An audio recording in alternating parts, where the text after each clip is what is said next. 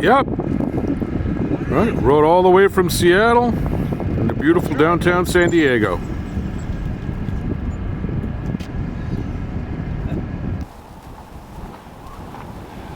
Hello, this is Sean Comerford, and I'm coming to you from San Diego and the Story Cycle, America's Coast and Climate Crisis. That means I'm at the end of a 5,000 mile, 6-month journey from Bar Harbor, Maine, along the Atlantic coast down to Key West, taking an Amtrak over to Seattle, and then coming down the Pacific coast to here in San Diego on G Street Pier in front of the USS Midway, in front of a bunch of fishing boats behind me, and earlier a harbor seal fishing for fish, and very much out in nature as I have been for 6 months, and asking people about their views and experiences on climate change. And it all started in winter. It started in November and on the Day of the Dead. And little did I know that week that I started this whole venture, that half a world away in Sharm el-Sheikh, Egypt, the UN General Secretary Antonio Guterres told the climate change conference, we are in the fight of our lives and we are losing. We are on a highway to climate hell with our foot still on the accelerator. And very much along the way, I had this feeling that a clock is ticking and the room is heating up. And I must say that also, as beautiful as this ride was, and as exhilarating and as life-affirming as it was, I went along this ride with the view of all that might be changing in the coming years. And it wasn't just a bicycle ride, it was looking at nature and all around me as something that is vulnerable to what's changing right now in all the climate and all the globe. So it started in November, and it was unseasonably warm in Maine, but it soon got freezing and the rains started up, and I had a flat in Brooklyn during a real downpour on Thanksgiving weekend. And then I had we had a big storm called a bomb cyclone that affected 2/3 of the United States, and I was on the Outer Banks of North Carolina, and in a high-rise hotel that was built on top of the shifting sands of the Outer Banks. And then made it all the way down to Key West, and had so many incredible interviews that when I got to Key West, I looked back on the 170 interviews and said, look, this is a job half done. And even though I didn't want to do it, I decided at that point, I've got to double the size of this project. Even though I had this feeling of completion, I doubled down, and I heard all about the West Coast and the severe storms that they were having out there. But nonetheless, I felt like I had to go, so I took that Amtrak across the country and got to Seattle, headed out to the coast, and it was raining most days. Some days all day and some days all night through Washington and Oregon. And it was February. I started in February. So then I made it my way here into California. And in Northern California, I started reading about all the history of the conflict between the white settlers and the Native Americans. And just by happenstance, in the Redwoods, I came across a visitor center that had a woman named Princess Colgrove, who was a member of the Hoopa tribe, and she told me, she just blew me away with stories about how her traditional way of life was being threatened by climate change, and by that winter. In fact, let's talk a little bit about the winter. According to the San Jose Mercury News, the winter of 22-23 produced a parade of 30 atmospheric river storms, 97 mile-an-hour winds, destructive tidal surges, bomb cyclones, flash floods, levee breaks, the Fujiwara effect, which are two cyclones cycling around each other. Snow piled more than 240 inches deep in the Mammoth Pass. And into this I rode. And so Big Sur was closed completely, so that made me have a long detour, and parts of the Avenue of the Giants through the redwoods were closed. And so a lot of Route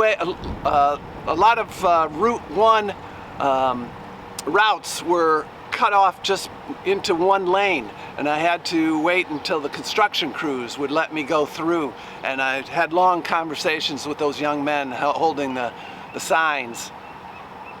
And I had in all about 14 flats. I had a broken chain outside of Mendocino, and in Mendocino is a small village north of San Francisco in northern California, in the south of the redwoods, but mostly, not all. But it has water. It doesn't have a local source of water, and so during these droughts of the last 10 years, it ran out of water and had to have water trucked in. And so, and redwoods turned out to be much more a part of the climate story than I had known before. They grow 30 stories tall and they're 2,000 years old, but they take out of the air a lot out of the fog and out of the rain 160 gallons of water a day for a single tree. They can capture 3 times the carbon dioxide of a normal tree. And nonetheless, climate change means that places like Muir Woods north of San Francisco, great climbing area, beautiful but hard for bicyclers, their fog is measurably down over the last decade by over a third. And that's where these redwoods get their sources of water, and so they're now open to another threat, including these overheated summers, these droughts, and rain events that oversoak them.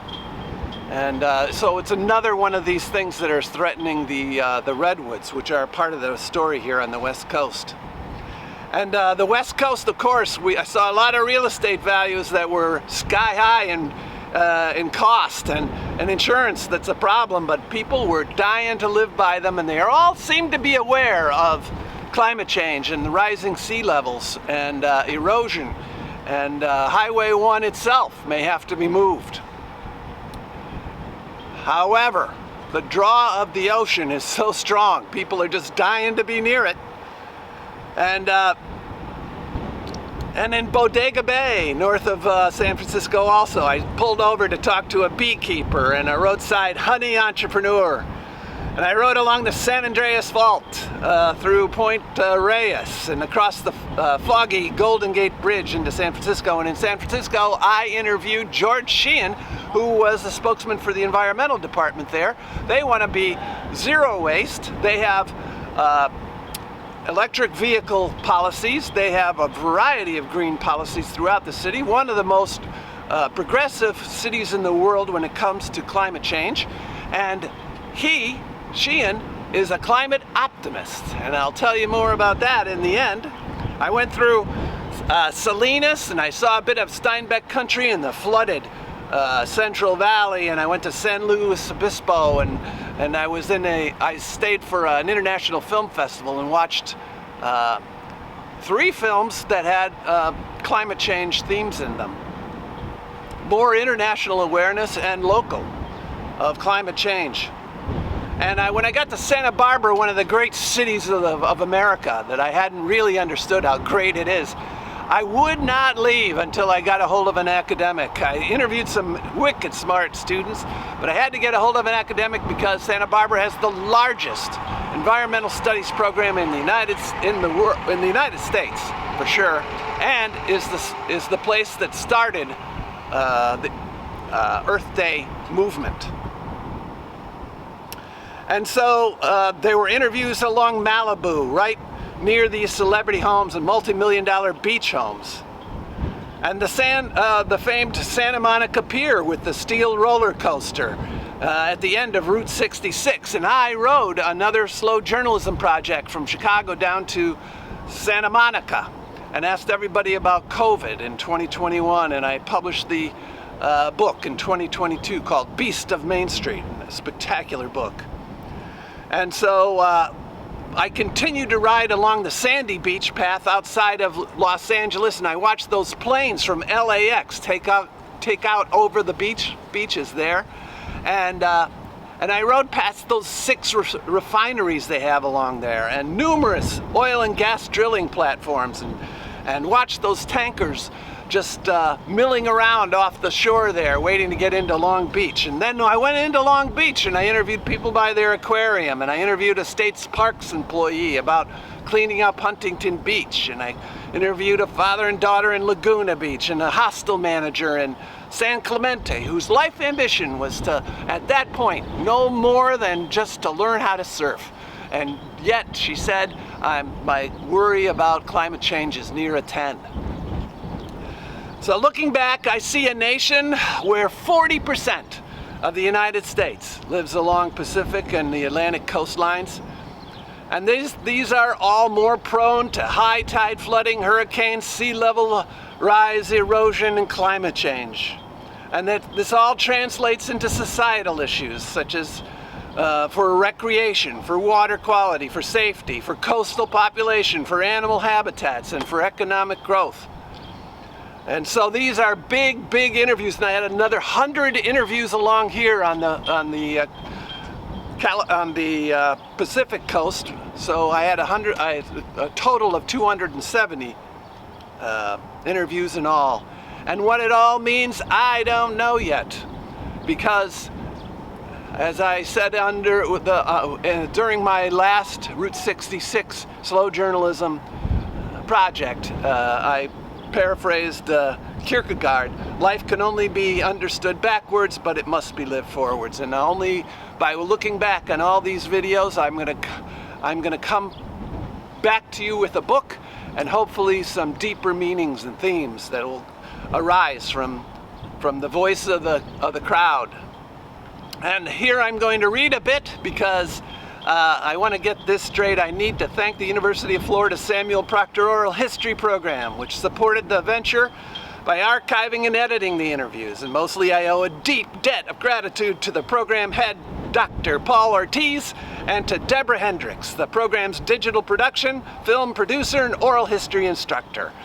And an anonymous donor associated with the program who bought my bicycle for the trip.